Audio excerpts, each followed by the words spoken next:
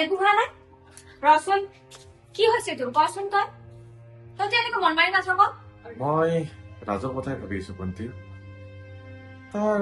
লক্ষণ মামু মই ঠিক দেখা নাই সি মোক কি কৈছে জান তাক বোলে এখন নতুন বাইক লাগে সি মোকো কৈছে বাইকৰ কথা তই এটা কথা গম পাৱ নে নাই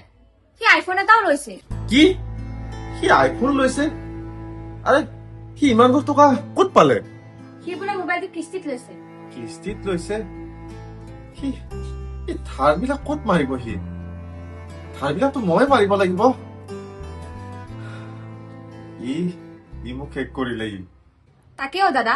সি ঘৰখনৰ কথা একদমেই চিন্তা নকৰে ঘৰৰ কথা ক'ত চিন্তা কৰিব সি সৰুৰে পৰা তাক যি লাগে তাকেই দিছো মা দেউতা সৰুতে মৰি গল কিন্তু মা দেউতাৰ অভাৱ অনুভৱ নিদিলো তাক এতিয়া সি ডাঙৰ হৈছে তাৰ এইখিনি তাৰ কান্তত জ্ঞান নাই যে তই কাপোৰ ছোৱালীজনী ঘৰত আছ তোৰ এখন বিয়া দিব লাগে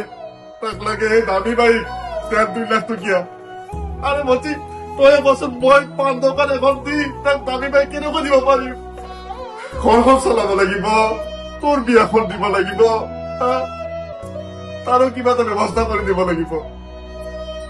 কিন্তু সি নাই একো নুবুজে তাক খালি বাইক লাগে মোবাইল লাগে দাদা তই এনেকুৱা এখন কিয় কৰিছ কচোন তই যদি দুৰ্বল হৈ যা আমাৰ কি হব কচোন তই আৰে দুৰ্বল হবলৈ সি মোক বাধ্য বনাইছে তই তাই কি কৰো কচোন ঘৰখন চলাবলৈ বৰ অসুবিধাত পৰিছো সি এটা যদি কিবা এটা কাম কৰে ঘৰখনৰে ভাল হয় বৰ সপোন আছিল তোৰ বিয়াখন ধুমধামকৈ দিয়াৰ কিন্তু তাৰ অৱস্থাবিলাক দেখি তাৰ লক্ষণবিলাক দেখি তোৰ যে বিয়াখন ধুমধামকৈ পাতিম সেইটোৱে জনমত নহব বঞ্চি